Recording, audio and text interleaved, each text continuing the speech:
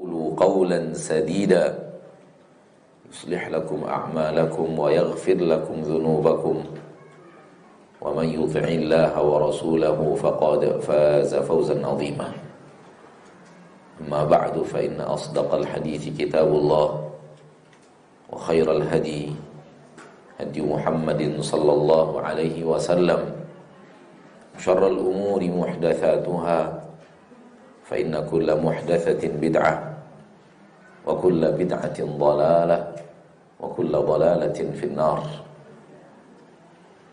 معاشر المسلمين معاشر المسلمات الحاضرين والحاضرات المشاهدين والمشاhidat, para pemirsa dimanapun anda berada, rahimani wa rahimakumullah.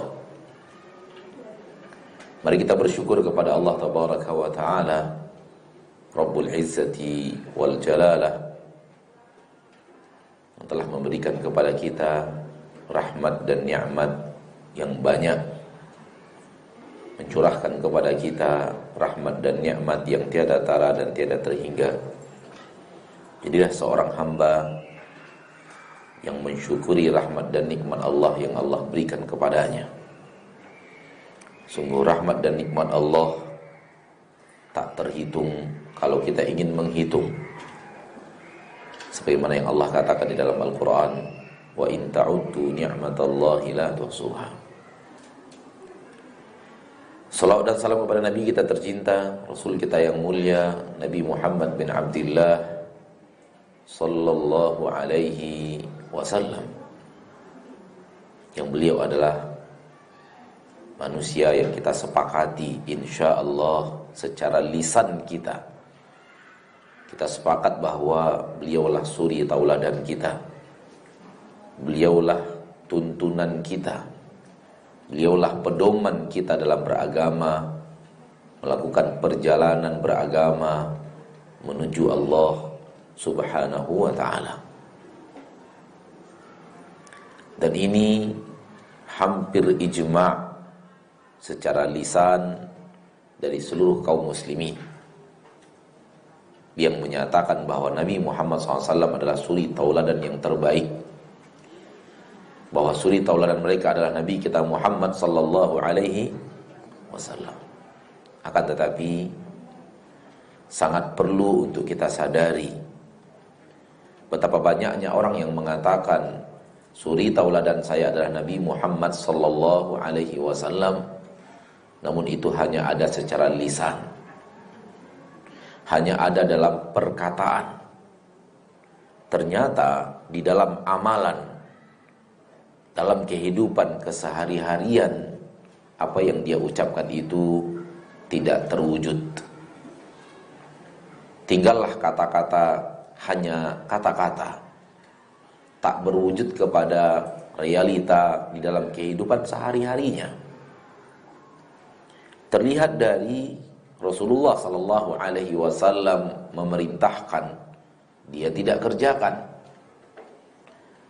Atau yang lebih banyak terjadi, Rasulullah SAW melarang, itu setiap hari dia lakukan. Bagaimana mungkin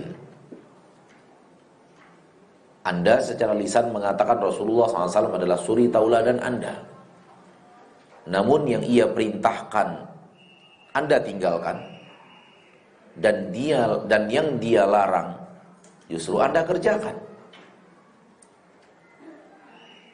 Bagaimana mungkin bersatu antara perkataan yang seperti ini dengan perbuatan yang seperti ini? Dan apabila perkataan dan perbuatan bertolak belakang, yang dinilai oleh syariat adalah perbuatan, bukan perkataan. Yang akan dinilai oleh Allah adalah apa yang dia lakukan, bukan apa yang dia katakan.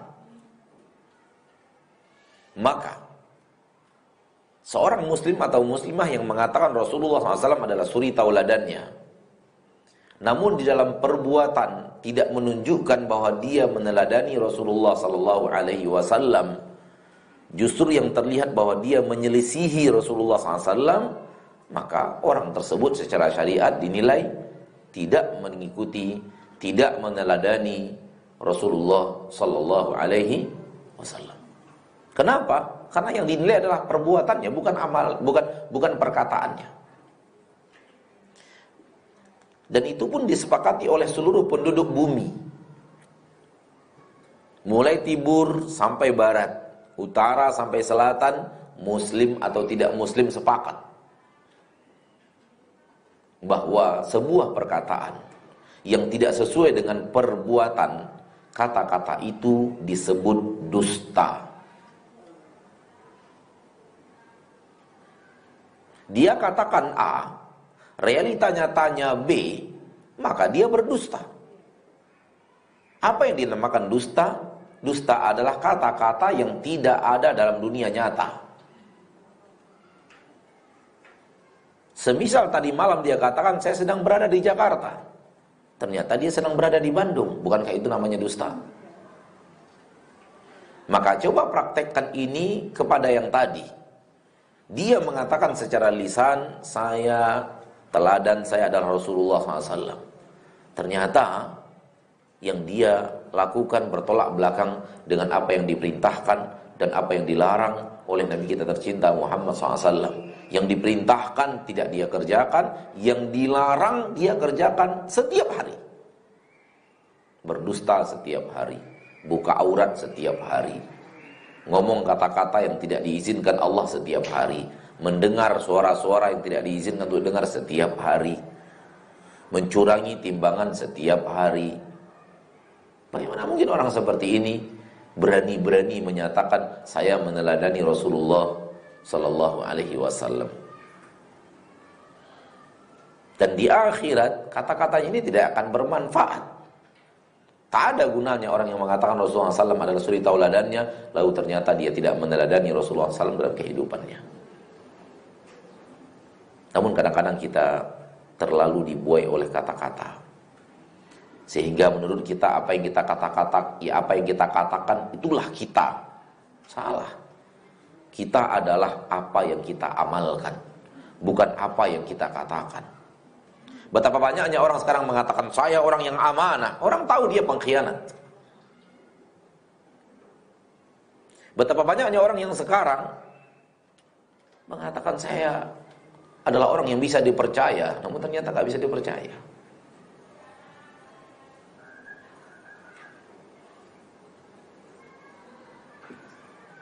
Nah, termasuk di dalam aksi umat,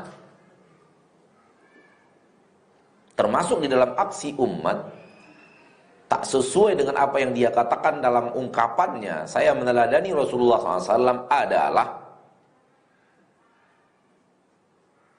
dia lakukan amal ibadah dan ketaatan kepada Allah tak sesuai dengan yang diajarkan oleh Rasulullah SAW kepada mereka.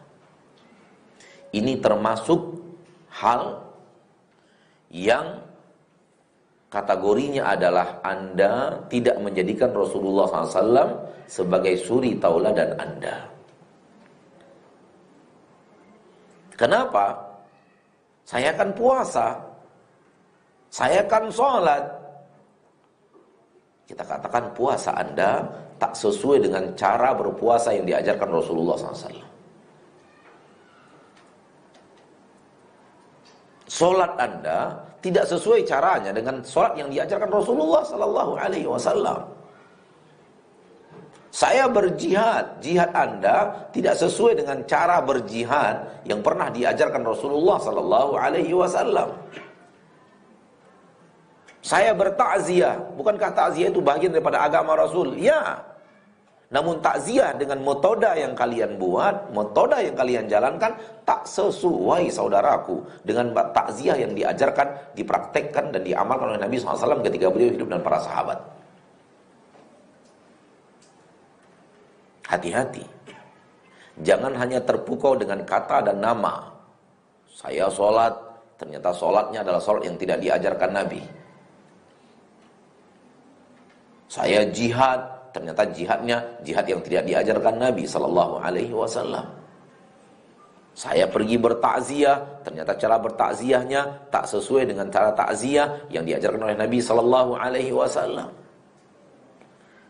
Di titik ini semakin banyak yang tertipu dari umat Islam.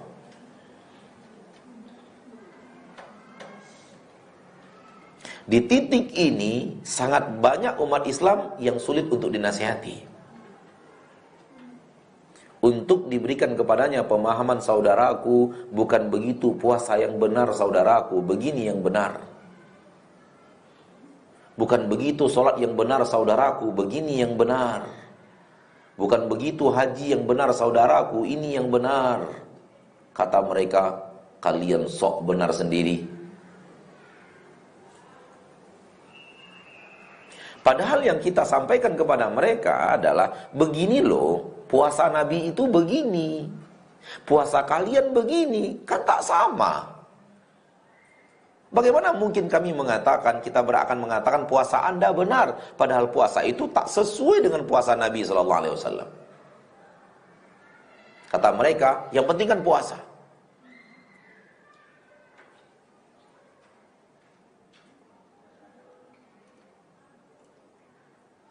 Solat Nabi yang benar itu begini, saudaraku, bukan seperti yang Anda amalkan. Mari pindah kepada cara Anda mengamalkan solat yang tak sesuai dengan apa yang diajarkan Nabi, pindah kepada cara solat yang sesuai dengan yang diajarkan Nabi. Kata mereka, yang penting kan saya solat. Udah.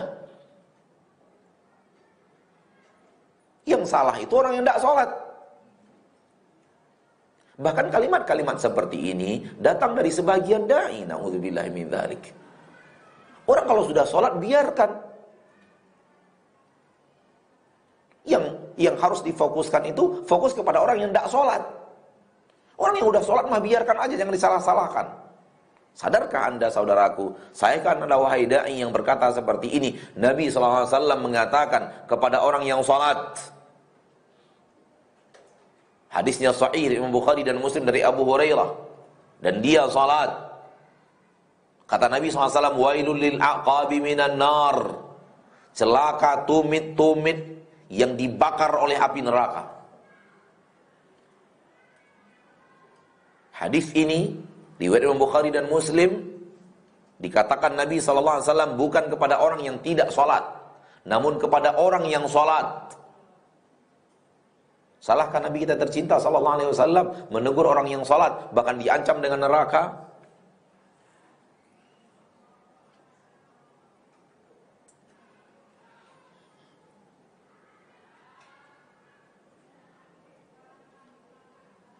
Ada orang yang berwudu, namun di bahagian tumit belakangnya ada sebesar kuku ini tak terkena sentuhan air wudu. Kering dari air wudu, tak terjamah air wudu. Berarti ada kakinya yang tidak kena air wudu, sehingga dia tidak terlalu perhatian kepada ketika berwudu di kakinya, sehingga main siram saja ada bahagian kaki yang tak tersentuh air, tak basah oleh air wudu, padahal dia adalah bahagian wajib terkena air wudu. Lalu dia sholat, apa kata Nabi SAW? Wailun lil aqabi minan nar. Celaka dari tumit-tumit dari neraka. Maksudnya apa? Tumit yang seperti ini, kalau kalian wudu, ada bahagian daripada tumit ini tak terkena air wudu, lalu kalian sholat, tetap neraka.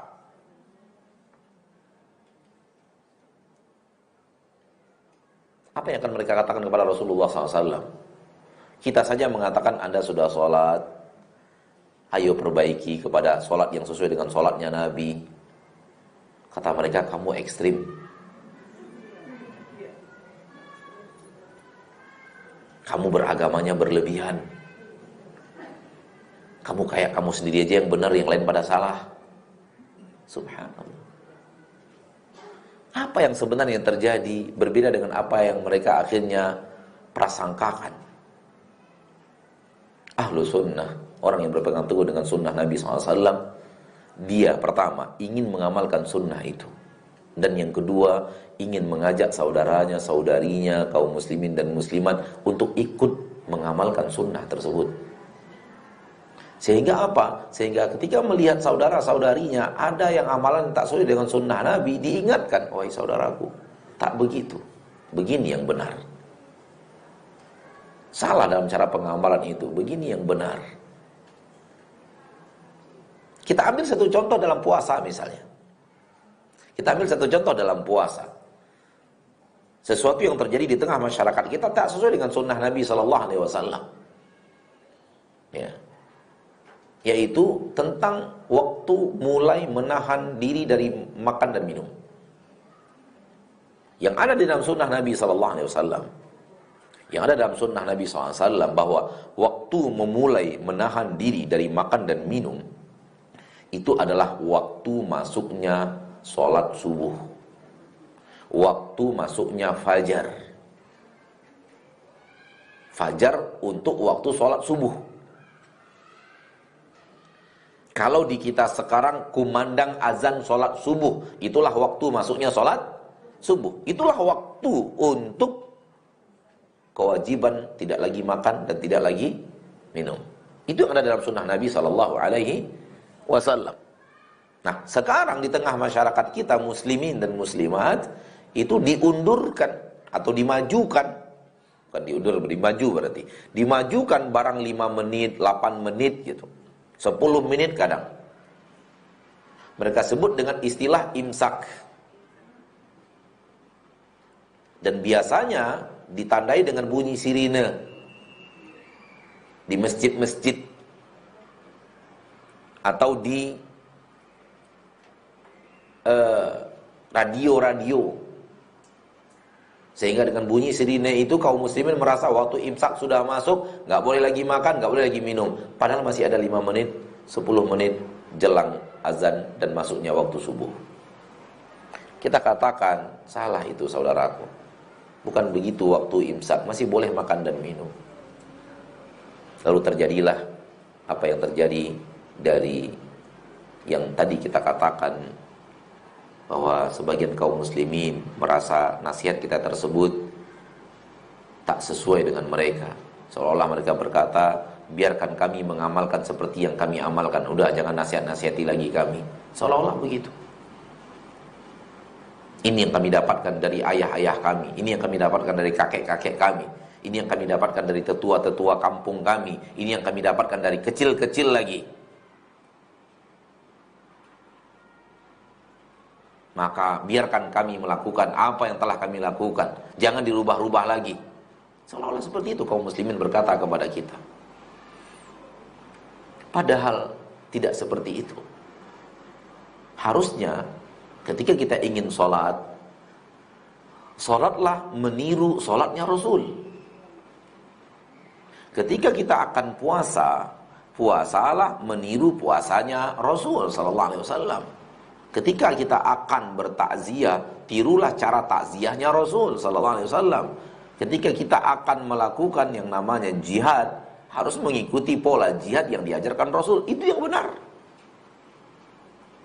Kenapa? Karena yang namanya salat, yang namanya zakat, yang namanya puasa, yang namanya jihad dari Rasul, umat mendapatkannya. Ada apa sekarang boleh orang melakukan jihad yang bukan jihadnya Rasul? Puasa yang bukan puasanya Rasul, sholat yang bukan sholatnya Rasul. Ada apa?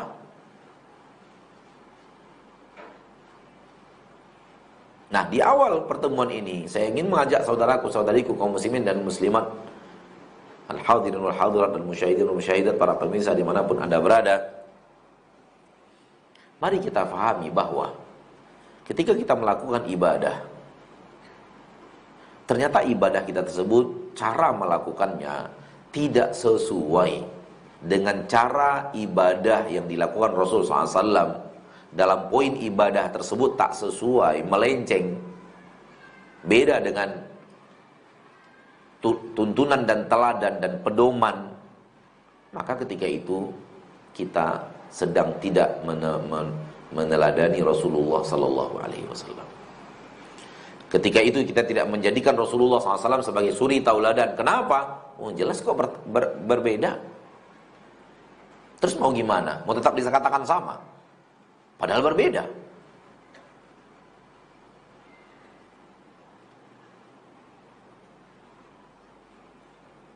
Disinilah dilema besar terjadi di tengah umat Islam. Dan ini makin diperkeruh, mohon maaf tanpa mengurangi rasa hormat, diperkeruh oleh sebahagian yang mengatakan boleh-boleh saja, yang penting niatnya benar. Tak masalah kalau beda kaifiat dengan kaifiat yang diajarkan Nabi, yang penting niatnya benar. Sungguh ini kalimat yang tidak benar. Yang penting niatnya benar. Kalau amal apa saja diamalkan terserah kita, yang penting niatnya benar. Untuk apa Rasul diutus? Untuk apa Nabi Muhammad SAW diperintahkan mengajarkan salat kepada para sahabat dan mengatakan sallu kama ra'aitumuni usalli, salatlah kalian seperti kalian melihat saya salat.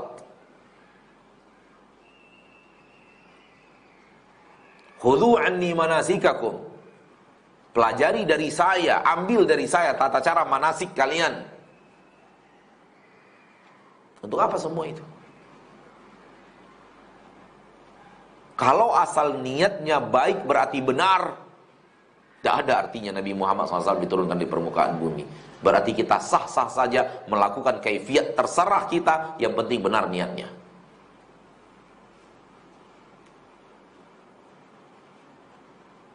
Titik ini yang sering menjadikan perdebatan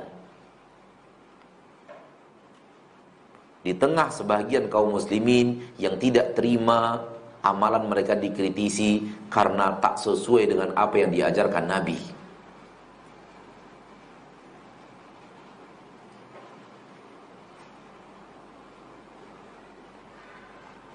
Timbullah beraneka ragam reaksi, mulai dari menganggap dai tersebut dai yang sok benar. Orang yang mengajak kepada sunnah Nabi dianggap, dituding sebagai orang yang maunya menang sendiri, atau juru kunci pintu surga misalnya. Na'udzubillahi min dzalik.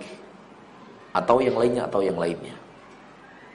Dan yang terjadi sebenarnya, saudaraku, saudariku, fahamilah, yang terjadi sebenarnya dai-dai ahlu sunnah ingin umat Islam ini benar-benar beramal seperti Rasul mereka, ingin mengamalkan agama sesuai dengan yang diamalkan Rasul mereka, ingin berkaifiyat retorika cara beribadah sama dengan cara beribadahnya Rasulullah sallallahu alaihi wasallam. Dan itu perintah Allah di dalam Al-Quran. Seluruh makna ya ayyuhalladzina amanu athi'ullaha wa athi'ur rasul masuk ke sana. Hai orang-orang yang beriman, taati Allah, taati Rasul. Berarti apa yang datang dari Rasul lakukan seperti itu, jangan lari-lari. Istilah kita orang Jakarta, jangan mencela-mencela. Seperti apa yang diajarkan, ya wes seperti itu aja. Ngapa harus lari-lari? Wah, saya maunya begini. Saya maunya begini, saya maunya begini. Enggak. Beragama itu mengikuti apa yang Allah mau, bukan mengerjakan apa yang kita mau. Camkan ini baik sebagai kaidah penting. Beragama adalah melakukan apa yang Allah mau, bukan apa yang kita mau. Apa yang kita mau belum tentu ibadah, walau beraroma-aroma ibadah, mirip-mirip ibadah. Sementara apa yang Allah mau pasti ibadah.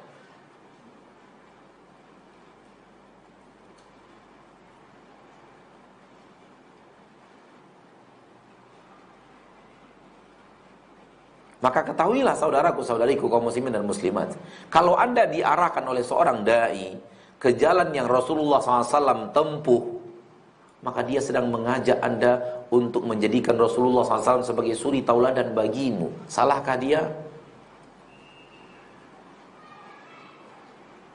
Kalau seorang dai mengajak anda untuk meninggalkan cara beramal yang salah kepada cara beramal yang benar, sesuai dengan apa yang ada dalam Al-Quran dan hadis, itu artinya mereka ingin membenahi amalan anda dari salah menuju benar, Yang terjadi adalah mereka ingin membenar-benarkan. Tapi iblis dan bala tentaranya datang dan mengatakan mereka ingin menyalah-nyalahkan. Kalimat yang berbeda loh. Yang ada adalah ingin membenar-benarkan. Ini salah, benarnya begini. Tinggalkan yang salah, pindah kepada yang benar. Ini salah, yang benarnya begini. Ayo kita sama-sama lakukan yang benar. Apa namanya itu? Membenar-benarkan supaya ini jadi benar, ini jadi benar, ini jadi benar, ini jadi benar. Itu namanya membenar-benarkan. Tapi syaitan datang kepada sebagian kaum muslimin, kalau ustaz itu nyalah-nyalahin aja. Kalau udah kajian sama dia, semua kerjaan kita salah dibuatnya. Kalau salah mau gimana coba? Kalau salah mau gimana?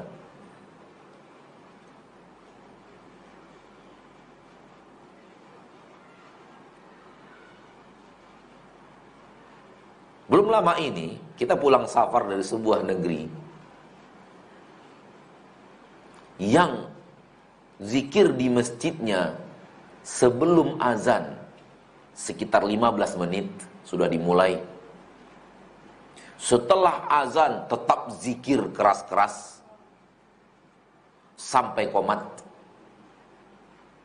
Setelah qomat mereka sholat subuh sekitar 5 menit. Setelah itu zikir lagi 15 menit. Keras-keras.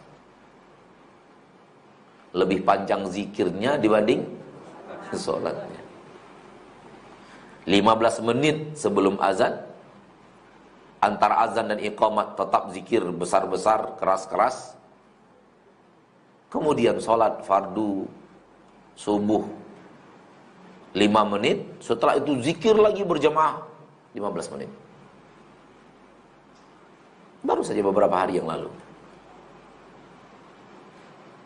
Mungkin di Jakarta ini nggak ada, mungkin nggak ada. Sehingga kayaknya lebih utama zikir gitu daripada sholat. Kalau kita kembali kepada Nabi SAW dan pengamalan Nabi SAW, orang berzikir masing-masing. Bukan 15 menit bahkan, puluhan menit sebelum waktu berkumandang, para sahabat sudah di masjid. Dan mereka berzikir, mereka membaca Al-Quran, beristighfar masing-masing tanpa menghebohkan suara, membesarkan suara sehingga mengganggu yang lain. Sampai kemudian Bilal azan, lalu mereka beribadah masing-masing, sholat sunat, berzikir masing-masing, baca Quran masing-masing. Dan Nabi melarang baca Quran kita mengganggu orang yang di samping kita yang lagi sholat. Itu baca Quran loh. Kalimat yang paling afdol di permukaan bumi, Al-Quran. Kalau dikeraskan terganggu orang yang di samping kita sholat, dilarang oleh Nabi kita tercinta Muhammad Sallallahu Alaihi Wasallam.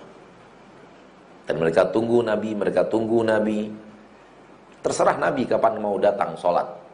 Sebagai pemimpin, Nabi yang menentukan kapan sholat didirikan. Dan ini kesalahan yang juga terjadi di zaman kita sekarang. Qomat kita ditentukan oleh jam dinding. Betul tidak?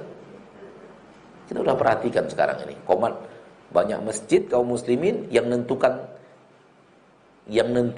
jam qomat itu, yang menentukan waktu qomat itu jam. Disetel oleh pengurus masjid, DKM masjid. Habis azan, 10 menit toh. Dah, begitu 10 menit, ting ting ting ting. Dah. Langsung muazzinnya maju. Allahu Akbar, asyhadu an la ilaha illallah. Entah siapa imamnya, entah ada, entah enggak. Kadang-kadang imamnya belum datang, akhirnya tunjuk-tunjukan, Pak maju, Pak. Betul tidak? Saya mengatakan dari mimbar ini, dari podium ini enggak sesuai dengan sunnah. Namun beredar di tengah kaum muslimin sedemikian dahsyatnya. Dan saking banyaknya terjadi, banyak orang yang merasa biasa-biasa aja. Enggak biasa. Sesuatu yang tak sesuai dengan apa yang dikerjakan Nabi, tak biasa itu. Karena para ulama mengatakan satu sunnah Nabi ditinggalkan, itu akan menyeret sunnah berikutnya ditinggalkan. Sunnah berikutnya ditinggalkan akan menyeret sunnah berikutnya akan ditinggalkan. Syaitan tidak akan jalan di tempat, dia akan terus maraton mengajak kita untuk meninggalkan sunnah. Bila perlu dia sprint untuk mengajak kita meninggalkan sunnah. Maka kelalaian meninggalkan satu sunnah akan menyeret meninggalkan sunnah berikutnya. Kelalaian kepada sunnah yang kedua, kepada sunnah yang ketiga, terus sampai ribuan sunnah ditinggalkan.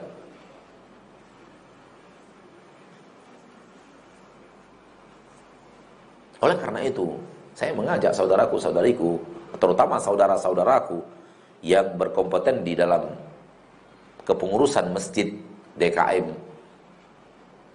Ayolah, biarkan yang menentukan iqamat itu adalah sesuai dengan yang dilakukan Nabi SAW dan para sahabat. Azannya tanggung jawab muadzin, qomatnya tanggung jawab imam. Kapan akan iqamat tergantung imam, bukan tergantung jam dinding masjid. Ada yang terdengar saudaranya, oh itu tanda baru tahu.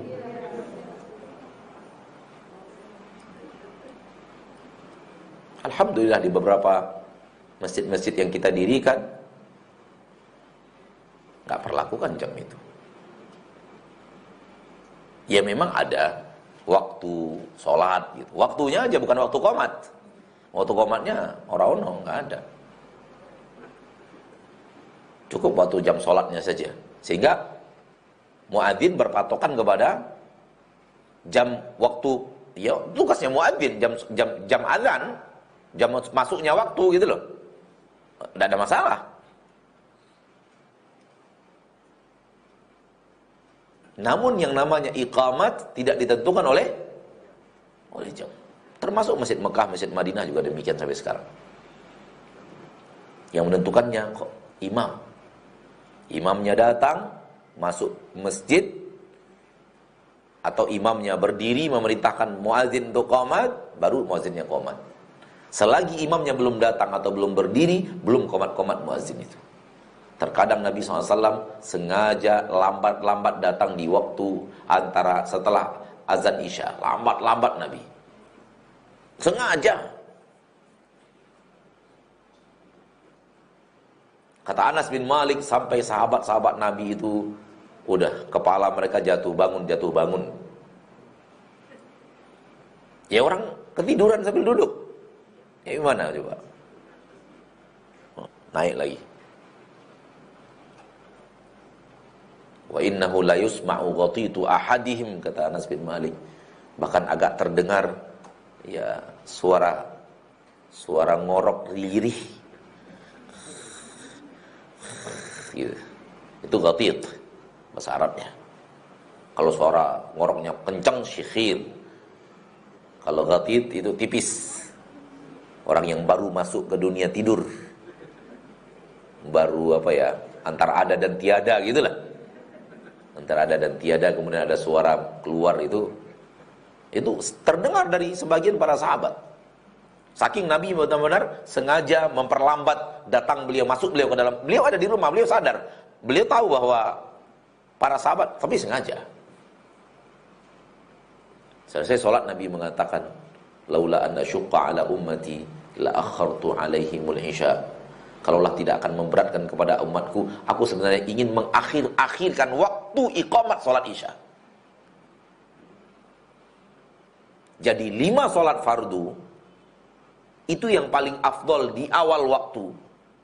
Namun satu saja yang isya itu afdolnya diundur-undur, yaitu sholat isya. 4-nya di awal waktu paling afdol.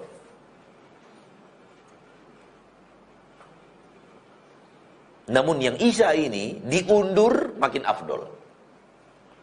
Oleh karena itu kadang-kadang kan kita kajian maghrib, setelah itu azan, setelah itu kita lanjutkan kajian sampai 45 menit, 1 jam setelahnya.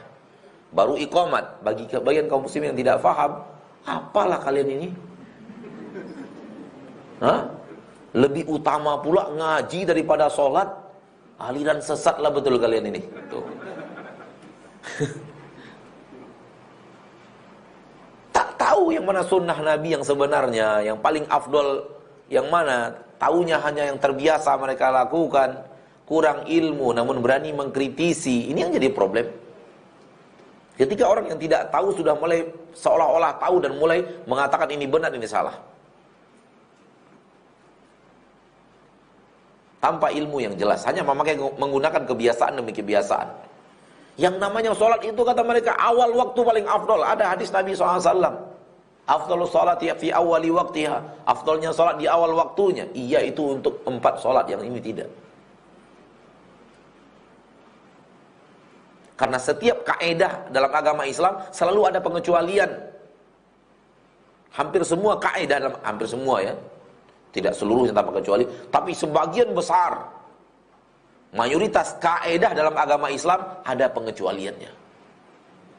Dan orang-orang yang mengerti agama, semakin dia mengerti agama, semakin dia harus mengetahui, oh ini dikecualikan, ini dikecualikan, ini dikecualikan gitu. Manusia kata Allah diciptakan dari ayah dan ibu. Apakah semuanya? Tidak. Ada yang tanpa ayah, tanpa ibu. Siapa? Nabi Adam. Ada yang pakai ayah ibunya? Nggak ada. Hawa. Jadi Nabi Adam pertama diciptakan nggak ada ayah, nggak ada ibu. Allah ciptakan manusia. Allah bisa segala-galanya.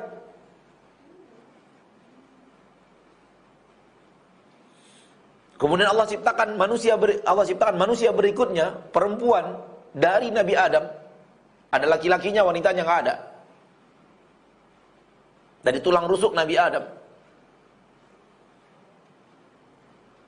Sehingga selalu kita mengatakan istriku itulah tulang rusukku yang hilang satu. Padahal nggak pernah hilang.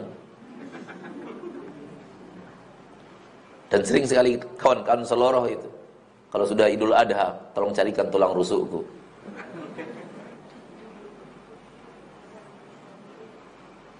Allah buktikan bahwa Allah menciptakan kalian dari ayah dan ibu. Itu mayoritas. Namun ada yang berbeda. Allah buktikan bahwa Allah bisa segala-galanya. Sehingga Allah ciptakan Nabi Adam tanpa ayah, tanpa ibu. Allah ciptakan Hawa, ada laki-lakinya, itu tak ada perempuannya. Tinggal satu yang belum. Terundur dalam waktu yang sangat panjang. Sejarah panjang manusia belum ada yang keempat, yang terakhir. Sampai akhirnya ditutupi oleh Nabi Isa alaihissalam. Ada ibu, nggak ada ayah. Oleh karena itu dikatakan bahwa Nabi Isa tanda-tanda kebesaran Allah. Kenapa? Dia bahagian terakhir dari proses penciptaan manusia, yang dia adalah pengecualian dari hukum umum, hukum mayoriti. Di dalam Al-Quran Allah katakan, ini kaidah umum, al-khabithuna lil-khabithat wat-tayyibuna lit-tayyibat. Lelaki-lelaki buruk untuk wanita-wanita buruk. Buruk di sini bukan buruk rupa ya, buruk akhlak dan perilaku dan perangai. Sementara lelaki-lelaki baik untuk wanita-wanita baik. Ini hukum umum, berlaku seperti itu secara umum. Namun ada pengecualian demi pengecualian. Allah buktikan sendiri, Nabi Nuh istrinya masuk neraka. Nabi Lut istrinya masuk neraka. Yang mengatakan masuk neraka Allah kok dalam Al-Quran, bukan kita. Sehingga kita berhak mengatakan masuk neraka dengan nas yang ada dalam Al-Quran surah At-Tahrim. Dikecualikan. Sehingga kalau Anda merasa diri Anda benar-benar solehah, benar-benar solehah, Anda benar-benar solehah, suami Anda benar-benar bejat, itu pengecualian lah itu. Namun hukum umum, kaidah umum, suami dan istri mirip-mirip. Suami dan istri apa? Mirip-mirip. Itu hukum umum, kaidah umum. Jadi kalau ada ibu-ibu, sering ibu-ibu itu nanya sama saya, Ustaz, suami saya Ustaz, pemarah luar biasa, pendusta Ustaz, mabuk Ustaz. Dalam hati saya, ibu mirip-mirip kayaknya ini. Ya kaidah umumnya begitu. Ibu gak perlu ngomong siapa ibu. Dengan mengadukan siapa suami ibu, saya sudah bisa mulai meraba-raba. Kayaknya ibu seperti itu juga. Gak jauh-jauh lah. Cuman mungkin akhir-akhir ini agak tersentuh hidayah gitu. Kenapa? Karena tak mungkin ada seorang wanita mau nikah dengan laki pemabuk, laki-laki pemarah, laki-laki pembohong, laki-laki pendusta, kecuali wanita yang suka laki yang seperti itu, gitu loh. Faham gak sih? Karena nggak mungkin lelaki yang suka di masjid, lelaki yang suka sholat, suka tahajud, banyak hafal Quran, itu cari jodoh di tempat dugem itu nggak mungkin itu. Udah nggak mungkin itu, nggak mungkin. Sebagaimana sebaliknya, wanita-wanita dugem nggak mungkin cari suami ke masjid itu. Mesti yang dicari yang dugem-dugem kayak dia juga gitu. Kenapa? Hati cocok di situ. Ada kesamaan dalam keinginan dan kebiasaan. Wanita tatoan akan cari laki-laki tatoan. Gitu. Sementara laki yang tidak suka tato akan mencari wanita yang tak punya tato.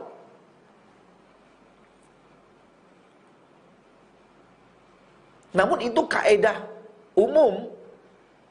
Pengecualian-pengecualian ada. Bukan tidak ada.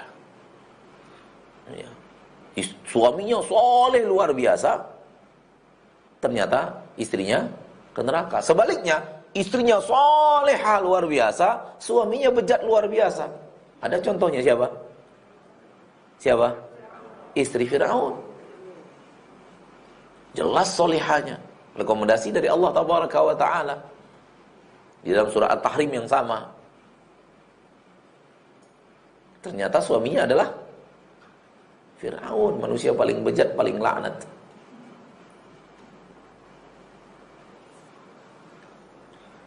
Udah hampir habis waktu pengajian ini. Ini baru mukadimah loh, Pak. Baru mukadimah, harus mengikuti tuntunan dan sunnah Rasul sallallahu alaihi wasallam. Tinggal waktunya 10 menit lagi. Setelah itu tanya jawab.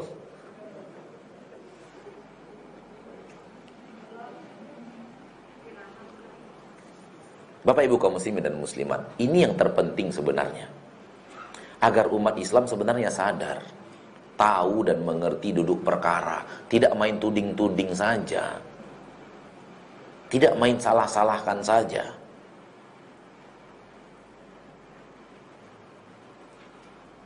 Kalau orang mengajak Anda melakukan sesuatu yang sesuai dengan apa yang diajarkan Rasul, bukankah dia orang baik? Mengajak Anda agar menyesuaikan ibadah Anda yang sudah Anda lakukan, agar caranya, cara mengamalkannya, kaifiyat dalam bahasa Arab disesuaikan dengan kaifiyat yang diajarkan oleh Rasulullah sallallahu alaihi wasallam.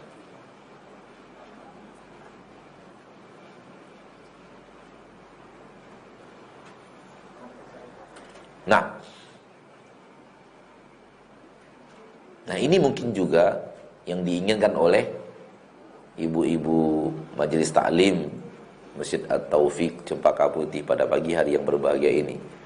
Ingin bagaimana sih puasa Rasul SAW, berpuasa sesuai dengan tuntunan. Namun kebablasan dalam mukadimah. Baik, kita akan sampaikan berpuasa sesuai dengan tuntunan ringkas saja ya. Karena saya rasa ibu-ibu majelis taklim kalau kayak begini modelnya, insya Allah udah tahu lah. Udah baca buku lah itu. Cuman nggak tahu saya kenapa judul ini diangkat-angkat lagi gitu. Mungkin berhubungan dengan dekat-dekat Ramadan kali ya. Sehingga disuka diulang gitu. Lancarnya kajian karena sering diulang gitu.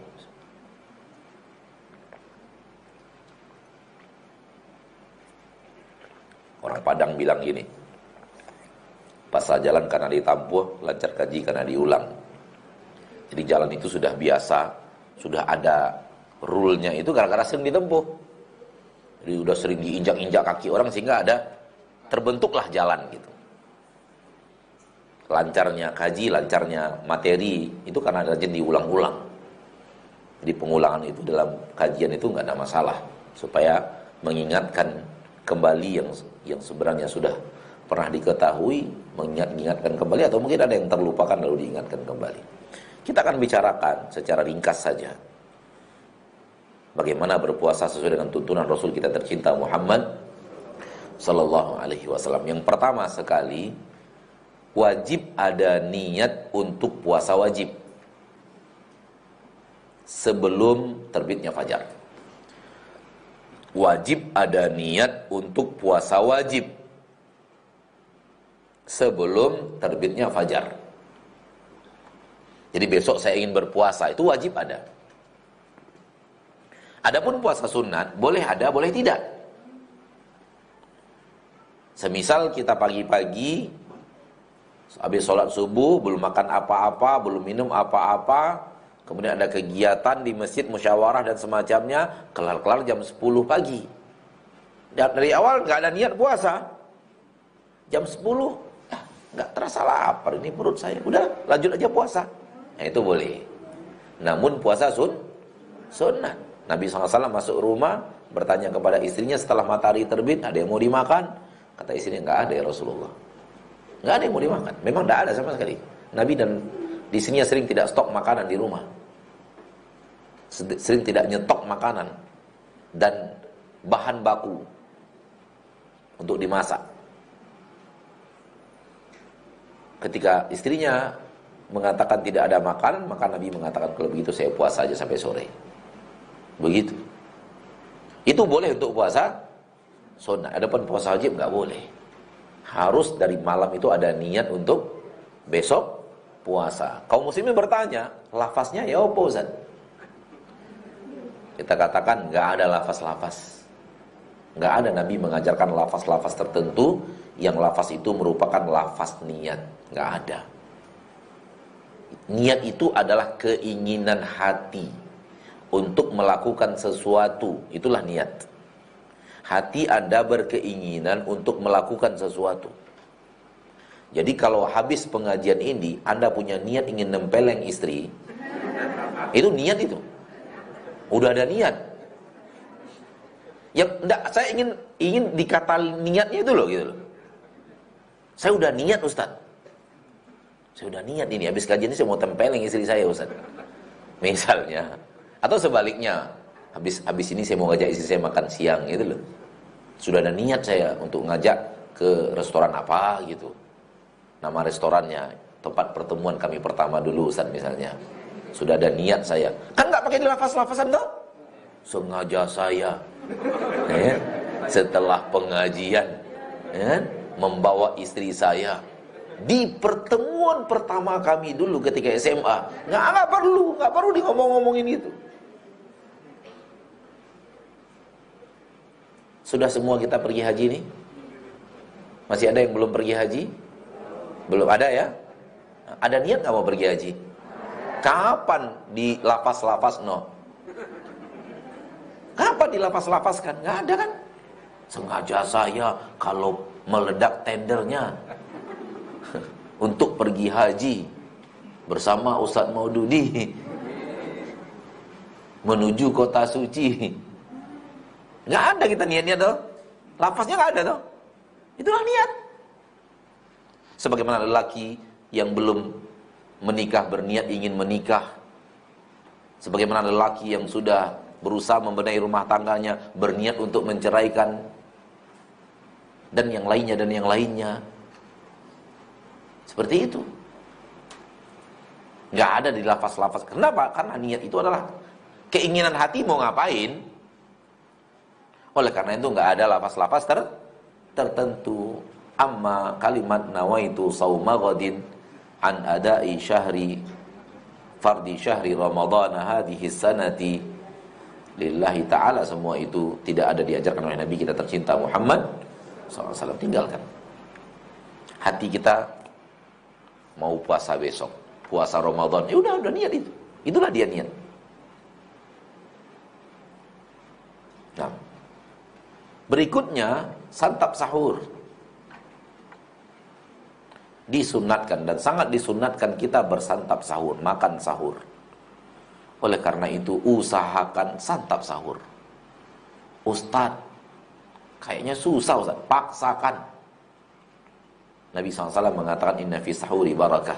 Sesungguhnya dalam santap sahur itu terdapat barakah. Innallaha malaikatahu la yusalluna 'alal mutasahhirin. Sesungguhnya Allah dan malaikat-malaikatnya bersolawat kepada orang yang bersantap sahur. Maka memang datang keutamaan karena memang Allah tahu bakal ada yang malas-malas makan. Baru bangun Ustadz, balas makan Ustadz. Pokoknya akali bagaimana cara tetap makan. Mungkin sedikit dipaksakan, atau sedikit menunya diperbaiki. Apa sukanya, jengkol ya udah jengkol udah. Misalnya gitu. Atau cincang apa, dendeng atau apa gitu. Suka apa gitu. Suka apa, ayam penyet misalnya, ya sudah siapkan ayam penyet. Supaya apa? Supaya bernafsu makannya. Kenapa? Karena kita akan meninggalkan makanan. Seolah-olah Allah ingin mengatakan isi dulu perutmu sebelum kau berpuasa. Gitu. Dan santap sahur ini itu afdolnya mendekati waktu azan. Semakin mendekati waktu azan, dia semakin afdol. Oleh karena itu adanya imsak menjauhkan kaum muslimin dari keafdolan santap sahur.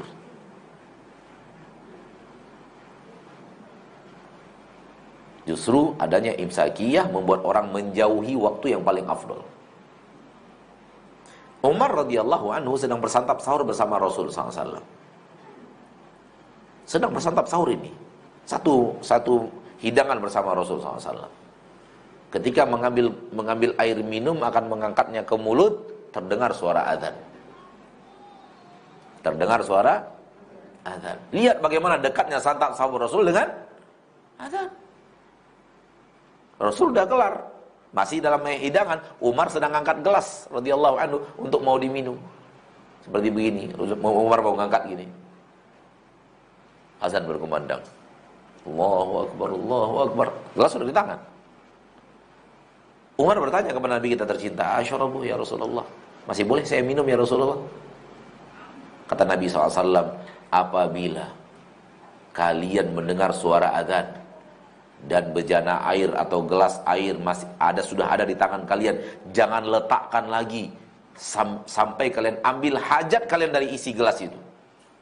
Itu kata Nabi, jangan letakkan lagi, dilarang untuk diletakkan. Semisal kita sedang santap sahur, pegang itu, Allahu Akbar, minum aja bismillah. Itu ambil, kamu habiskan. Ditanyakan kepada Syekh Abdul Muhsin Al-Abbad, ayahnya Syekh Abdul Razak, kalau kosong gelasnya boleh nambah, Syekh? Enggak boleh kan? Iya benar. Misalnya kan gelas masih di tangan nih. Minum, gelasnya kekecilan. Belum selesai.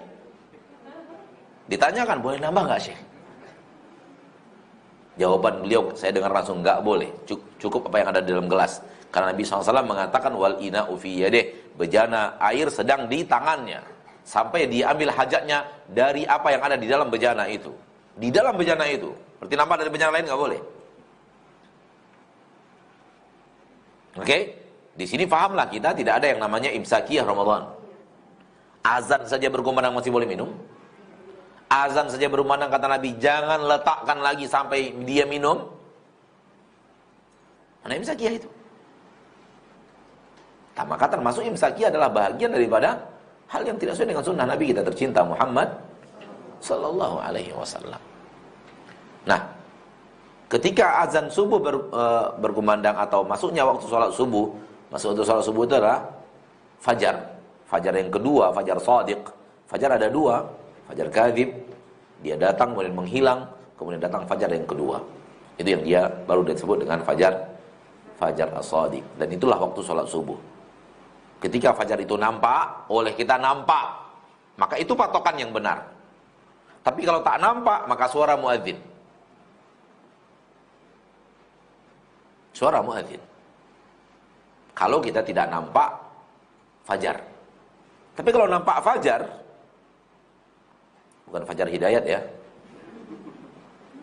fajar yang di ufuk, Kalau nampak fajar itulah patokan yang benar. Kalau nampak fajar berarti udah. Allah berfirman dalam Al-Quran, fakulu washrabu hatta yatabayyana lakumul khaytul abyadu minal khaytil aswadi minal fajr. Makanlah dan minumlah sampai jelas mana yang hitam, mana yang putih daripada waktu fajar. Putih adalah fajar, hitam adalah malam. Nampak tuh dia putih di bagian timur langit, itu dia hitam, gelap, malam yang akan menghilang. Berarti fajar udah datang. Gak boleh lagi makan, gak boleh minum, walau suara azan tak terdengar. Begitu juga ketika akan berbuka puasa maghrib. Waktunya adalah tenggelamnya matahari. Waktu berbuka puasa bukanlah azan maghrib, tapi waktu yang benar secara takaran syariat adalah tenggelamnya matahari. Kalau sudah nampak tenggelam matahari, walau belum kumandang azan, makanlah, minumlah. Apakah bisa? Bisa. Apakah pernah terjadi? Saya pernah sendiri mengalaminya. Saya berada di pinggir pantai, di arah barat, berarti nampak dong matahari tenggelam. Begitu matahari sudah tak nampak lagi tenggelam, kan nampak tuh, piringan matahari merah tuh, sunset, hilang merahnya, saya berbuka puasa. Ditegur orang, Ustadz, belum azan. Dalam hati saya perasaan saya yang Ustadz, bukan dia.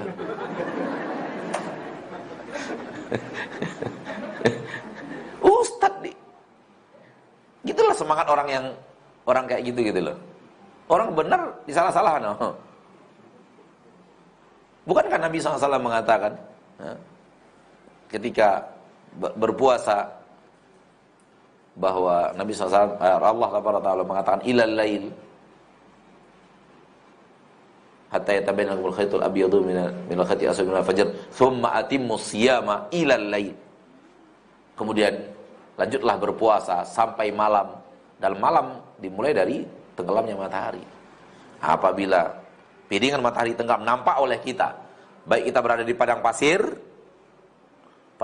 datar, atau kita berada di pinggir pantai, sehingga nampak tenggelamnya. Ini piringan matahari itu kayak begini, nampak tenggelamnya, udah betul-betul tenggelam, udah. Walaupun orang belum azan, belum terdengar azan, makan udah.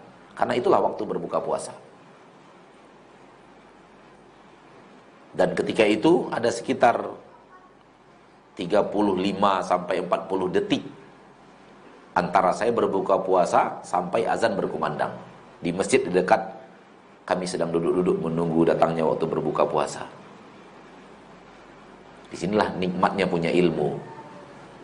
Coba lihat gak punya ilmu, disuruh berhenti cepat, disuruh mulainya agak lambat, ya kan? Karena barokahnya sahur semakin akhir, barokahnya buka puasa semakin cepat. Begitu kata Nabi kita tercinta SAW. Semakin dipercepat berbuka puasa itu semakin afdol. Diundur-undur malah gak bagus. Dan ada kaum beragama di dunia ini yang bukan Islam, kebiasaan mereka mengakhirkan berbuka puasa sampai bintang-bintang pada kelihatan. Itu biasanya bintang-bintang pada kelihatan itu sedikit melewati waktu Isya, mulai nampak bintang. Nah, baru mereka berbuka puasa. Nah,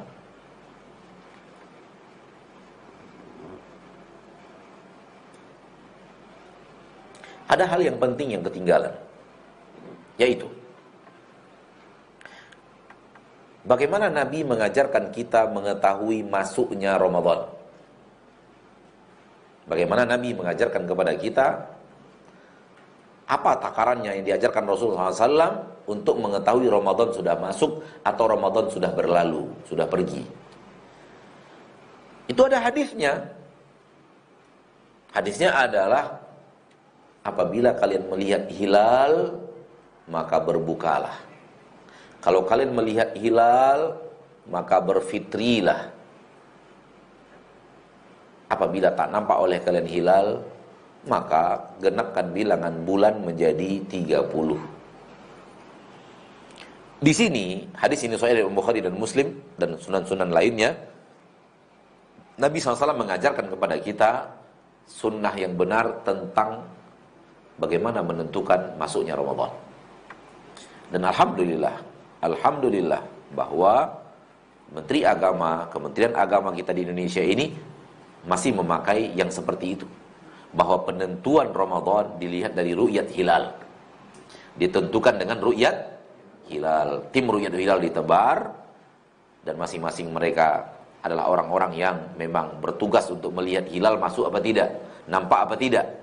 Nampak berarti besok Ramadan. Tak nampak berarti bulan Sya'ban digenapkan menjadi 30. Jadi mereka melihatnya di tanggal 29 Sya'ban, tenggelamnya matahari tanggal 29 Sya'ban. Dan begitu yang dilakukan Nabi SAW, dan begitu yang digarisbawahi oleh para ulama setelahnya, setelah Nabi SAW sampai setelahnya sampai zaman kita. Namun di zaman kita sekarang sudah ada sebagian orang yang tidak mau sistem ru'yat hilal. Tidak mau.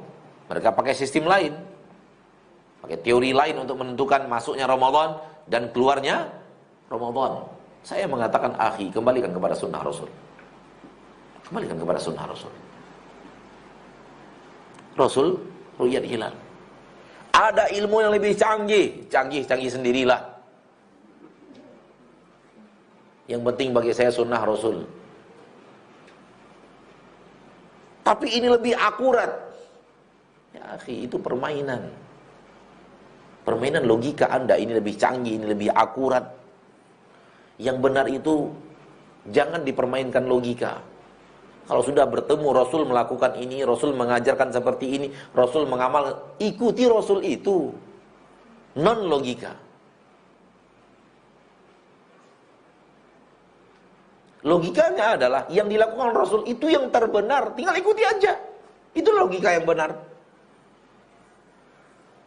Seolah-olah mereka ingin mengatakan Rasul melakukan itu karena dulu nggak ada alatnya. Sekarang udah ada alatnya, kita bisa menentukan. Tidak ya, nggak begitu. Cara memahaminya nggak seperti itu. Itu yang Rasul lakukan karena Allah yang ajarkan. Apakah ilmu Anda, alat Anda mengalahkan ilmu Allah? Coba jawab. Begitu cara beragama yang benar. Apa yang diamalkan Rasul, apa yang dikerjakan Rasul SAW, Allah yang ajarkan, Allah yang perintahkan, Allah yang nyuruh seperti itu. Jadi alat apapun, secanggih apapun, teori apapun, yang kata orang sehebat apapun, nggak mungkin mengalahkan ilmunya Allah. Maka saya mengajak saudaraku, saudariku, saya tidak mau sebut nama, nanti masalah lagi, yang tetap tidak mau ikut ru'yat hilal ala Islam, ala sunnah yang sekarang ini diamalkan oleh Departemen Agama di bawah Kementerian Agama, di bawah Bapak Menteri Agama. Ya. Cara menentukan Ramadan kita di Indonesia ini sudah benar. Ru'yat hilal. Dan itu yang ada di dalam sunnah Nabi kita tercinta Muhammad sallallahu alaihi wasallam. Dan saya heran begitu menyaksikan acara live di acara gedung Departemen Agama.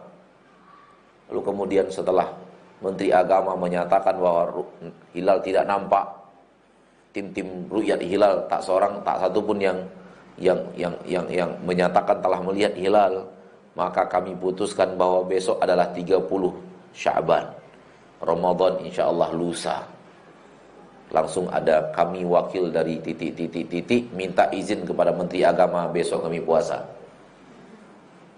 Subhanallah. Emang minta izin puasa itu ke Menteri Agama, Bang? Saya nyaksikan langsung, saya geleng-geleng kepala, subhanallah. Ya. Ayolah, jangan sampai ilmu kita, sains kita, perhitungan yang kita anggap itu lebih matang, itu mengalahkan ketaatan kita kepada Rasul kita tercinta Muhammad sallallahu alaihi wasallam. Kita tidak akan ditanya oleh Allah di akhirat bagaimana perhitungan kamu, bagaimana hisab kamu, bagaimana alat kamu, bagaimana kecanggihan sains dan teknologi. Enggak itu yang ditanya oleh Allah. Bagaimana kamu ngikut Rasul.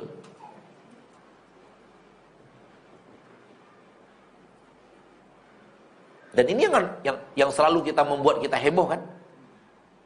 Terutama hebohnya di Idul Fitri. Masuk Ramadan nggak terlalu heboh memang. Tapi udah Idul Fitri heboh. Kenapa? Kita masih puasa, orang takbiran.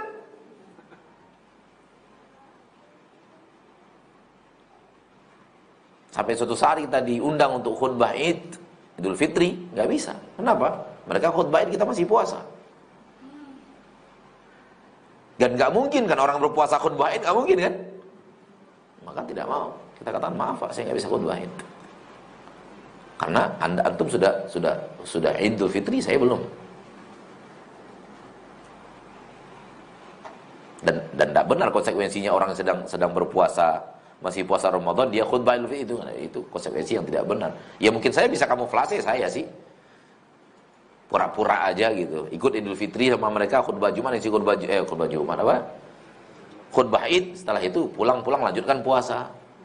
Tapi itu kan tidak benar. Idnya Anda telah menunjukkan bahwa Anda tidak lagi berpuasa.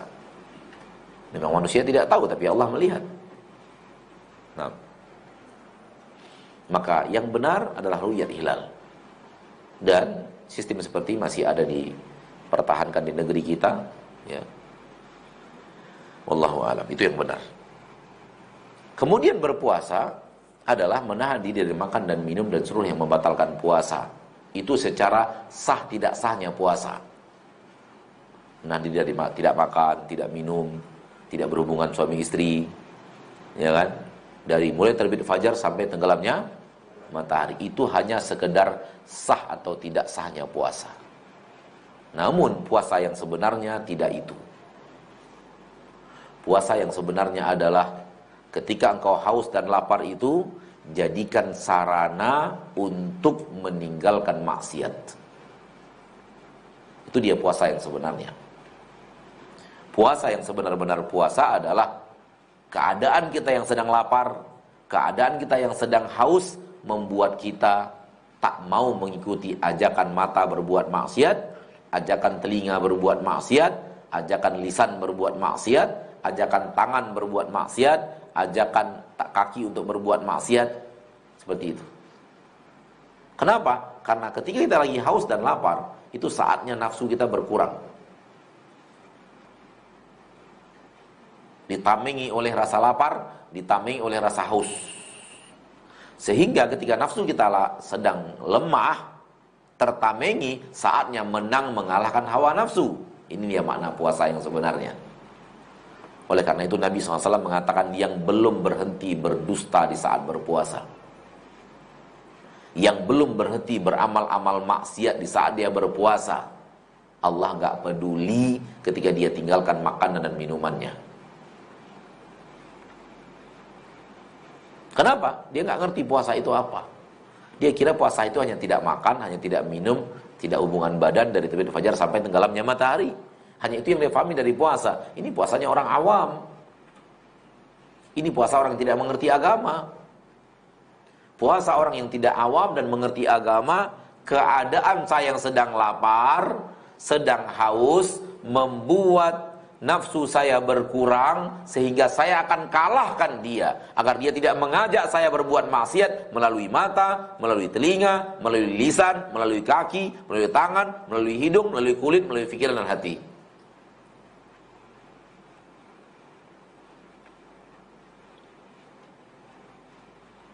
Kalau tidak begini kita puasa, maka tinggal haus dan lapar aja nikmati. Yang lain nggak dapat. Nabi SAW mengatakan rubba sha'imin laysa lahu min siyami illa al-ju'ul atash. Boleh jadi ada orang yang berpuasa, dia nggak dapat apa-apa dari puasanya selain hanya dapat lapar dan dapat haus. Kenapa? Pahalanya habis. Kenapa pahala habis? Digerogoti oleh maksiatnya yang tetap dia lakukan ketika dia berpuasa. Maka orang yang berpuasa harus mempuasakan matanya dari yang haram, harus mempuasakan lisannya dan bibirnya dari yang haram, harus mempuasakan telinganya dan pendengarannya dari yang haram, harus mempuasakan tangannya dari yang haram, harus mempuasakan kakinya dari yang haram, harus mempuasakan kulitnya dari menyentuh yang haram, harus mempuasakan hidungnya dari menghirup yang haram, harus mempuasakan fikiran dan hatinya dari memikirkan sesuatu yang haram atau melakukan aksi di hati yang haram, seperti hasad, seperti dengki, seperti suudzon, seperti dan yang lainnya, seperti sombong, ujub dan yang lainnya. Harus dijauhi, dikikis. Itu baru namanya puasa. Orang yang hanya puasa, tidak makan, tidak minum, tapi berbuat maksiat tetap, tidak makan, tidak minum, tapi tidak meninggalkan maksiat, sama dengan orang yang sholat gak pakai khusyuk. Sama dengan orang yang sholat gak pakai khusyuk. Allahu Akbar. Aduh, tadi jualan beli berapa ya? Siapa aja yang belanja tadi? 1, 2, 3, 4, 5. Imam, Allahu Akbar. Rukuk pula dia. Ketika rukuk tadi, ada satu pelanggan, berapa saya balikkan uangnya tadi? Itu dia sholat, tapi sholatnya badan doang, hatinya kemana-mana. Kalau masih di pasar, masih lumayan, Pak. Yang rumit kan itu gitu. Allahu Akbar. Wah, film tadi mantap banget. Jago sekali. Jagoannya itu luar biasa, hebat. Dan bisa yang lebih parah daripada itu. Sholat seperti ini gak akan ada pahalanya. Kenapa? Gak khusyuk, gak ada ruh sholat. Memang sholat itu tetap ruku, sujud, i'tidal, tasyahud, tapi gak ada artinya. Kenapa? Gak ada ruh sholat. Sama dengan Ramadan, puasa. Ruhnya Ramadan adalah meninggalkan maksiat. Wallahu a'lam. Setelah selesai menjaga seharian, tidak makan, tidak minum, itu hanya tidak makan, tidak minum itu gampang loh, Pak. Yang sulit itu yang tadi. Ruhnya puasa itu yang sulit. Sehingga betapa banyaknya orang pelaku maksiat tetap berpuasa, tapi roh puasa dia nggak dapat. Kenapa? Sambil puasa, ya sambil maksiat juga. Sambil puasa tetap rekaman, maksiat, buka aurat. Sambil puasa tetap nyanyi-nyanyi, tetap manggung.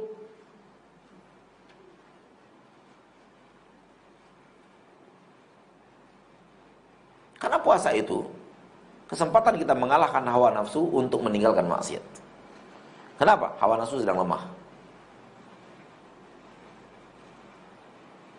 Nah, begitu datang waktu kita jaga terus, dan itu yang paling berat, menjaga mata, mempuasakan telinga, itu yang paling berat sebenarnya. Bukan makan haus dan lapar. Lapar itu gampang. Bahkan sebagian orang yang tidak beriman kepada Allah sengaja melaparkan diri 2 kali dalam sepekan, sekali dalam sepekan, 5 kali dalam sebulan. Sengaja dia melaparkan diri karena dia sudah tahu ini rumus sehat. Dia tidak beriman kepada Allah dan Rasulnya, tapi dia dapat rumus sehat itu, laparkan diri 10 jam atau sampai 15 jam, tak makan apa-apa, 3 kali, 4 kali atau 5 kali dalam sebulan, Anda akan sehat. Sehingga dia laparkan dirinya, tak makan, tak minum. Padahal dia tidak beriman kepada Allah, tidak beriman kepada Rasulullah SAW. Itu ada. Menunjukkan bahwa sekedar tidak makan dan tidak minum, orang kafir pun bisa. Tapi meninggalkan maksiat tidak bisa. Hanya orang-orang yang beriman. Maka jaga terus mata kita, telinga kita, mulut kita, hidung kita, tangan kita, kaki kita, kulit kita, pikiran kita, dan hati kita untuk tidak berbuat maksiat kepada Allah. Oleh karena itu puasa mendatangkan ketakwaan. La'allakum tattaqun. Ya ayyuhalladzina amanu kutiba alaikumus syiyamu kama kutiba alal ladzina min qablikum la'allakum tattaqun. Mudah-mudahan kalian bertakwa. Kenapa? Kalian menjaga mata, menjaga telinga, menjaga lisan, menjaga hidung, menjaga kaki dan tangan, menjaga segala-galanya untuk tidak berbuat maksiat. Mudah-mudahan dengan itu kalian mencapai takwa. Namun tidak mungkin mencapai takwa orang yang lapar, haus, iya, tapi tetap aja berdusta. Tetap aja melihat aurat wanita atau lawan jenis lainnya. Maka ini tidak mencapai ketakwaan. Setelah datang waktu berbuka puasa, sudah kita katakan tadi, kalau memang melihat matahari tenggelam, fisik matahari, piringan matahari hilang maka sudah waktunya berbuka puasa. Walau belum terdengar suara adzan, silakan. Tapi kalau memang tidak terdengar suara, tidak terlihat karena tertutup adalah, maka patokannya adalah suara adzan. Nah, kemudian ketika bersantap buka puasa itu bukan balas dendam. Itu bukan aksi balas dendam. Sehingga semuanya diembat. Yang penting perutnya kenyang, yang penting perutnya padat gitu. Sehingga benar-benar subhanallah, saya melihat Pak ya, memperhatikan, semoga tidak salah perhatian saya. Ibu-ibu ini kalau Ramadan pengeluarannya lebih besar daripada sebelum Ramadan. Harusnya kan enggak, kita kan lagi puasa. Kenapa pengeluarannya lebih besar Ramadan dibanding luar Ramadan coba? Kenapa? Karena ada aksi balas dendam itu tadi. Ya kebulinya, ya kolaknya, ya es cendolnya, ya goreng-gorengannya, ya gado-gadonya, lengkap. Seolah mau dimakan, diembat tuh semua tuh. Padahal ketika dimakan hanya dapat sedikit aja udah kenyang. Normali aja lah hidup itu. Normal aja. Apa biasa kita makan malam, ya itu aja. Apa biasa kita makan ya, tidak perlu harus special edition kalau sudah Ramadan itu. Tidak perlu Pak. Kecuali tadi Anda nggak bisa makan sahur kalau nggak ada makanan spesial untuk menggugah selera, bolehlah itu. Karena ada sesuatu pemunduran untuk dimajukan, itu loh maksudnya. Kalau enggak ya normal aja. Rasul enggak menspesialkan tuh makanan-makanan hidangan spesial kalau sudah Ramadan berbuka, enggak. Sudahlah, tinggalkan kebiasaan-kebiasaan aneh itu. Sehingga akhirnya apa? Akhirnya dari asar tuh sampai setengah jam menjelang maghrib tuh jalan tuh. Ngapain? Nyari makanan. Kan itu budaya kita umat Islam di Indonesia yang banyak ini. Apa namanya itu jalan sore-sore itu? Oh, ngabuburit. Udah pokoknya habis asar itu waktu yang paling indah di bulan Ramadan gitu. Subhanallah. Apa paling indah? Muter-muter nyari makanan. Nyari pasar ini, pasar itu, masjid ini, banyak masjid halaman-halamannya pada dibuatkan apa namanya itu? Pasar Ramadan ya, pasar Ramadan istilah apa? Pasar apa istilah di sini? Pasar kaget Ramadan lah. Subhanallah, enggak begitu juga gitu. Normal aja. Apa yang biasa kita makan ya begitu-gitu aja, pesan makanannya, buat makanannya. Enggak perlu. Akhirnya terlihat kayak apa ya, kayak nggak terima tadi dibuat lapar oleh Allah gitu. Justru yang benar adalah kalau memang kita punya kelebihan dana, kesempatan baik berinfak untuk orang berbuka puasa, itu yang benar. Bukan justru untuk memewahkan makanan kita, tapi untuk berbagi kepada mereka-mereka yang kurang. Atau walaupun yang bukan kurang, berbagi untuk mereka bersantap untuk makan atau santap berbuka puasa. Itu yang dianjurkan oleh Nabi SAW. Dan Nabi SAW mengatakan yang memberikan orang lain makan untuk berbuka puasa, maka dia mendapatkan pahala. Pahala orang yang berbuka puasa itu dia dapat tanpa mengurangi pahala orang yang berpuasa. Maka ini banyak, alhamdulillah banyak terjadi ya di negeri kita ini, suatu yang benar udah. Yaitu rame-rame kita bagi-bagi makanan untuk berbuka puasa. Bahkan di masjid dekat rumah kita itu, kalau sudah berbuka puasa itu yang hadir bisa sampai 2.500 orang. Dan ada apa namanya? Ada nikmat tersendiri daripada berbuka di rumah. Ya, nikmat tersendiri rame di masjid duduk bersama gitu. Di masjid yang satunya lagi sampai 1.500 orang. Ya, itu di masjid dekat rumah saya sana di Pekanbaru. Dan ini indah sekali. Ya. Kalau kita ke Masjid Nabawi, wow, luar biasa. Bagi yang pernah Ramadan di Madinah, wah itu nggak bisa dikalahkan udah. Itu ajang internasional paling hebat dalam buka puasa Masjid Nabawi sudah. Seluruh Masjid Nabawi full makanan. Di luar Masjid Nabawi full makanan. Namun nasi nggak boleh masuk ke dalam masjid. Dalam masjid hanya ada roti, hanya kurma, dan pernak-pernik lainnya seperti hais dan yang lainnya. Minuman itu air teh, air apa gitu. Namun kalau yang di luar masjid, di halaman, sebut saja mau apa.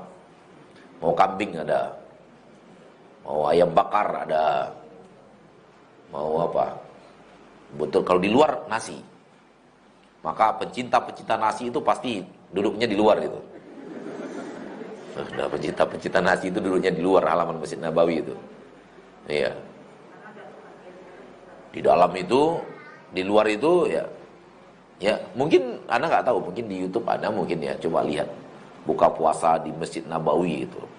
Oh itu halaman seluas itu penuh dengan makanan.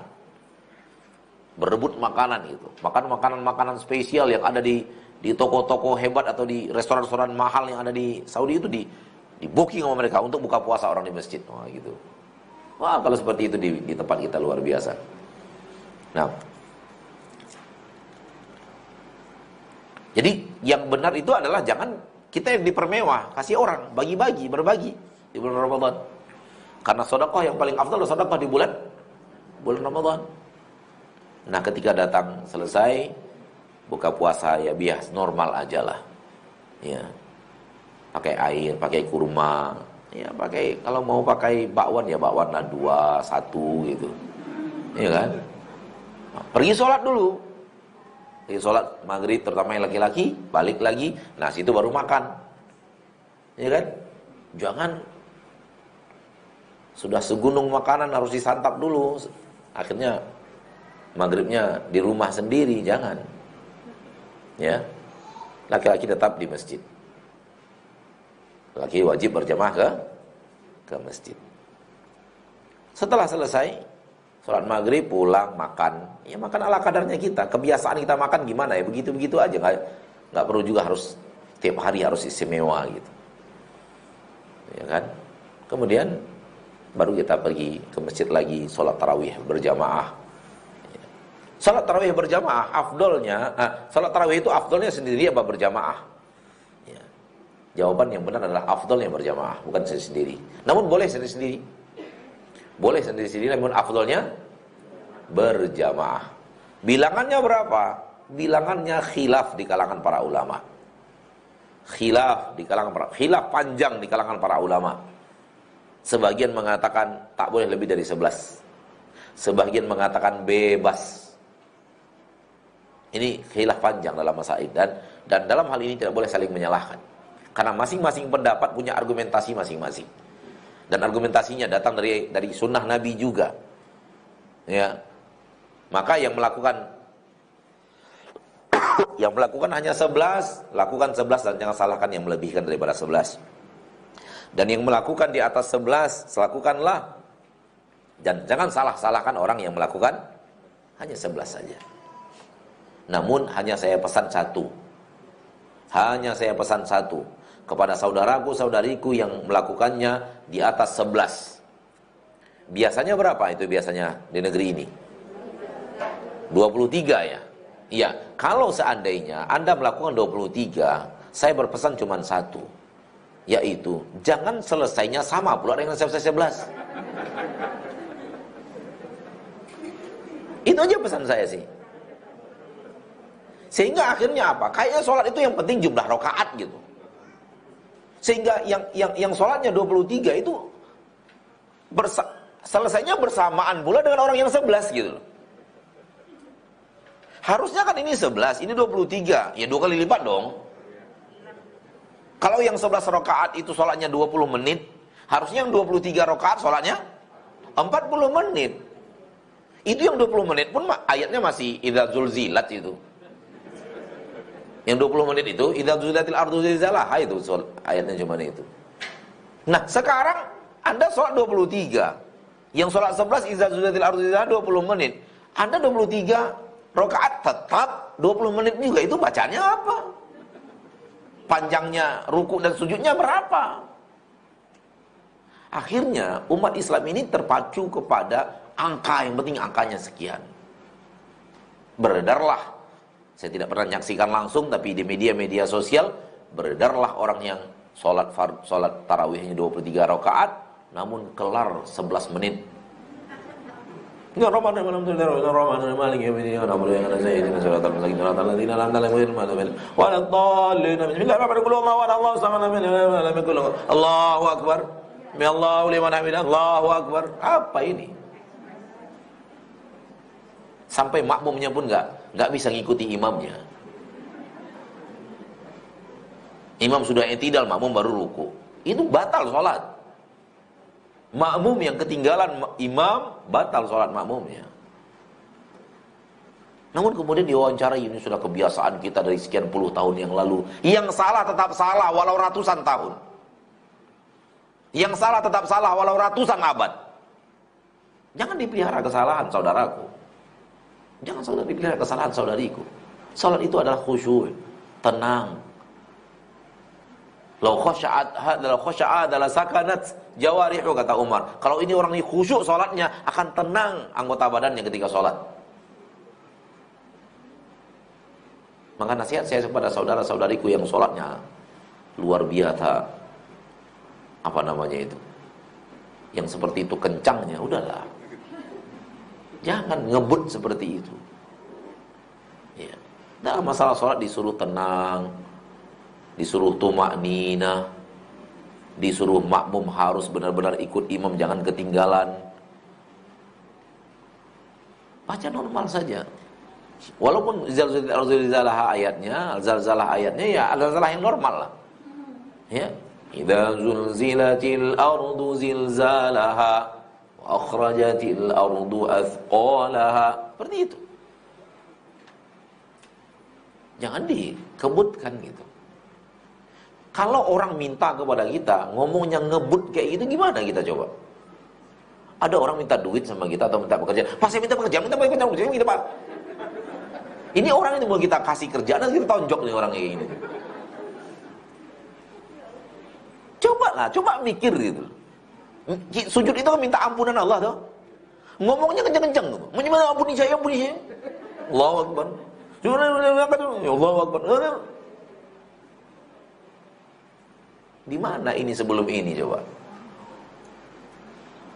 Kan enaknya kalau minta sama seorang itu kan, Pak, saya menghadap ke Bapak ini, ya sebenarnya saya mikir-mikir lama loh Pak.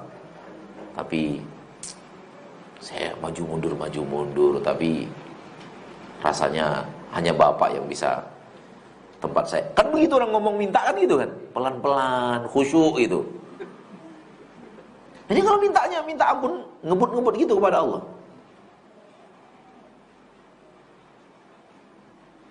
Kadang-kadang akhirnya apa? Kita nggak beradab kepada Allah. Allah kita perlakukan jauh lebih rendah daripada kita memperlakukan manusia. Kita minta kepada manusia penuh akhlak, penuh lemah lembut, penuh ikhtiar, penuh adab, penuh sopan santun, penuh pakaian rapi. Namun kalau sudah sama Allah, asal-asalan gitu. Jadi mau 11, mau 12, jangan sampai saling menyalahkan. Ya, mau lebih daripada 11, mau 23. Bahkan kalau di 10 terakhir Ramadan itu di Haramain itu 33 rakaat malah. 20 setelah Isya, istirahat, dilanjutkan nanti lagi 13 rakaat. 33 bukan hanya 23 malah. Ya. Maka pesan saya hanya satu, yaitu tetaplah khusyuk, dan yang melakukan 23 rakaat hendaknya selesainya 2 kali lipat waktunya yang salat 11 rakaat. Karena itu yang normalnya sholat. Ya, kalau bisa lebih lama daripada itu yang diinginkan. Wallahu ta'ala alam. Saya rasa ini yang bisa saya sampaikan secara beberapa hal-hal yang berhubungan dengan puasa. Semoga bermanfaat. Waktu yang untuk bertanya jawab kita hanya batasi lebih kurang 10-15 menit insyaallah ta'ala. Sallallahu wasallam wa baraka wa anam ala abdihi wa rasulih Muhammad. Kalau ada pertanyaan dipersilakan.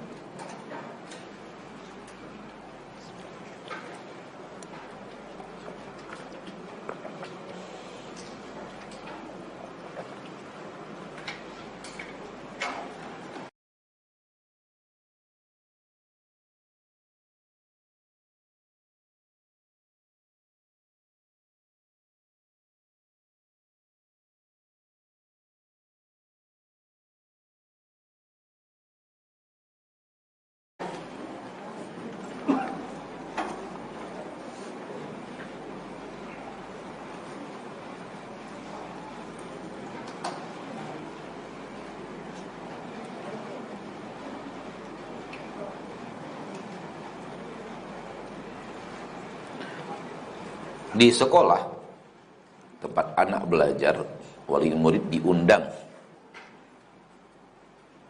Mereka mengatakan acaranya adalah silaturahmi, berkumpul, mempererat hubungan antara wali murid dan guru, sekaligus menyambut, acara ini menyambut datangnya bulan suci Ramadan.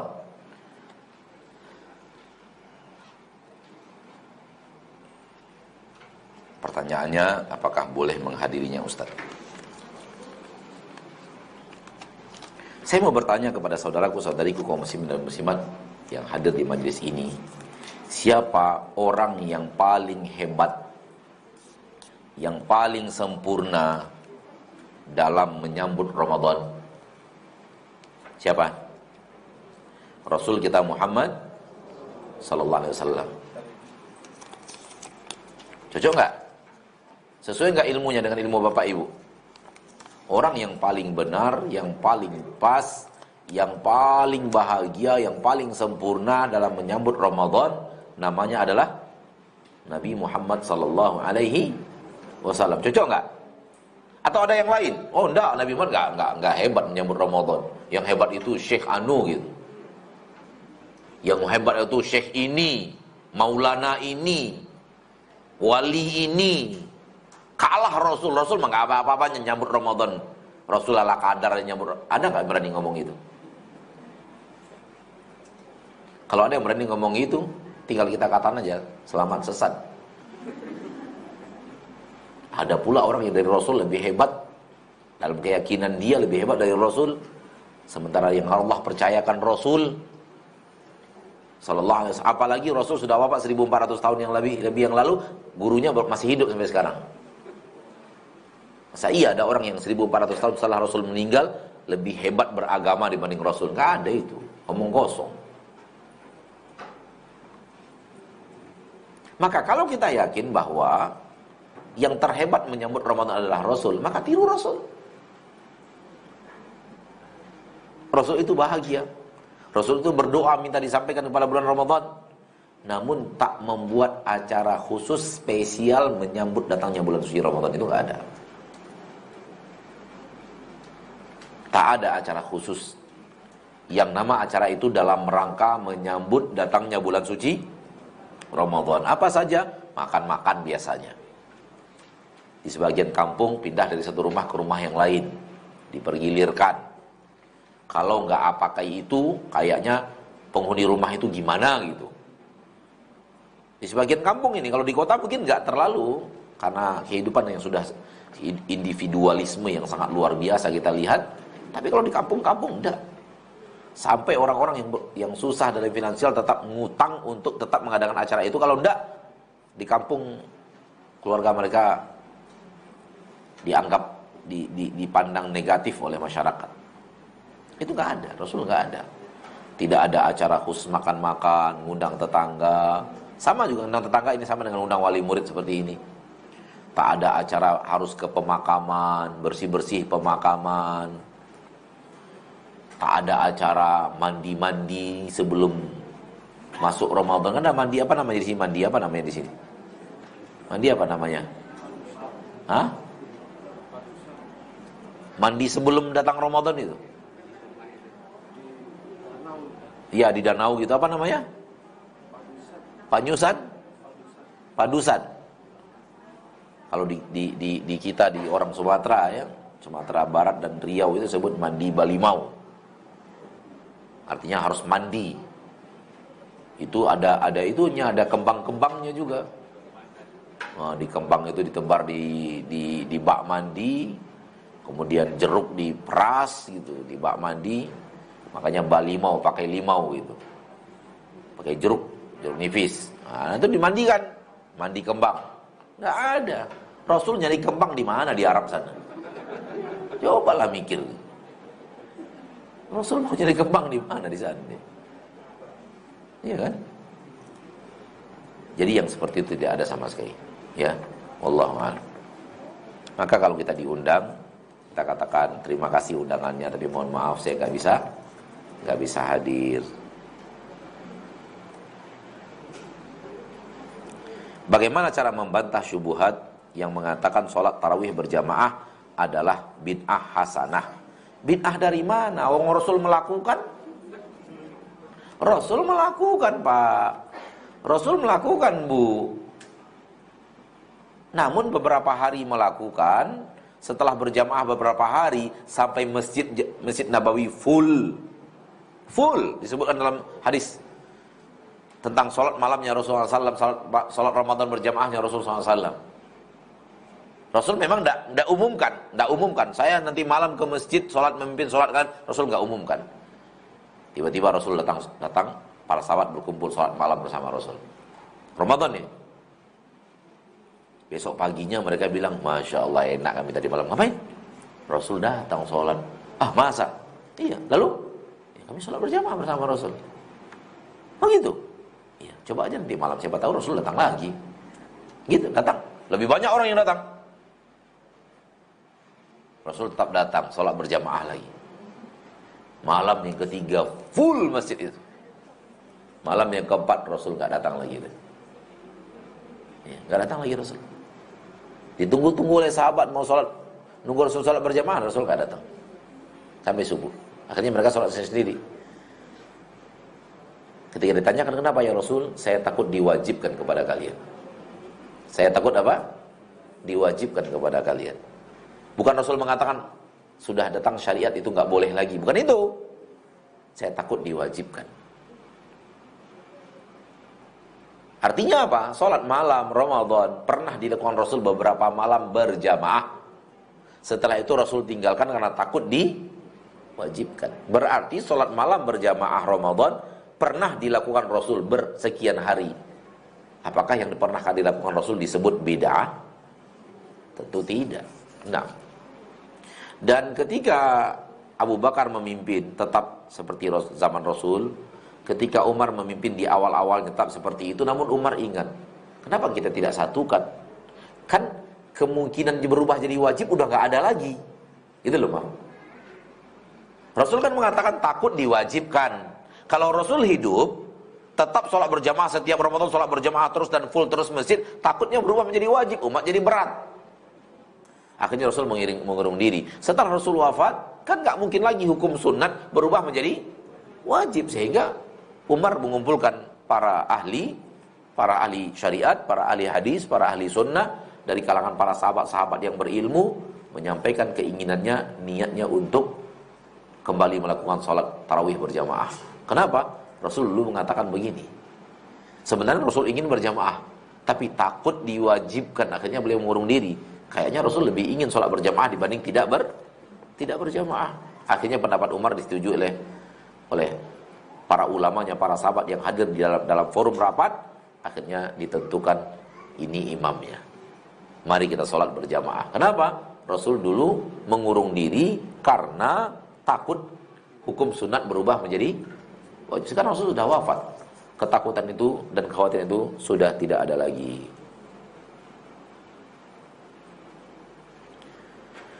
Kadang ketika menunggu sholat subuh setelah sholat tahajud kita ketiduran. Apakah membatalkan wudhu? Ya, tidur kalau benar-benar tidur membatalkan wudhu. Tapi kalau tidurnya adalah antara ada dan tiada, Nah, itu tidak membatalkan wudu. Seperti tidurnya orang-orang yang Jumat misalnya. Nah, gitu. Itu tidak membatalkan wudu. Dia tertidur juga, bahkan mungkin terdengar ghotitnya. Maka itu tidak membatalkan wudu. Tapi kalau tidur beneran batal wudu. Sehingga bagian daripada membatalkan wudu para ulama an-naum mustaqil. Tidur yang sudah dianggap tidur lelap. Sehingga enggak sadar, benar-benar enggak sadar lagi apa dah. Sehingga ada pun suara-suara di kirinya dia enggak tahu lagi sudah. Maka itu membatalkan puasa, membatalkan wudu. Wallahu taala alam. Sampai di sini pertemuan kita pada siang hari ini, semoga bermanfaat. Sallallahu wasallam wa baraka wa an'ama ala abdihi wa rasulihi Muhammad. Semoga Allah pertemukan kita dengan Ramadan. Semoga Allah tabaraka wa taala berikan kepada kita kekuatan untuk menjalani Ramadan dengan penuh iman dan mencapai ketakwaan. Subhanakallahumma wa bihamdika asyhadu an la ilaha illa anta astaghfiruka wa atubu ilaik. Assalamualaikum warahmatullahi wabarakatuh.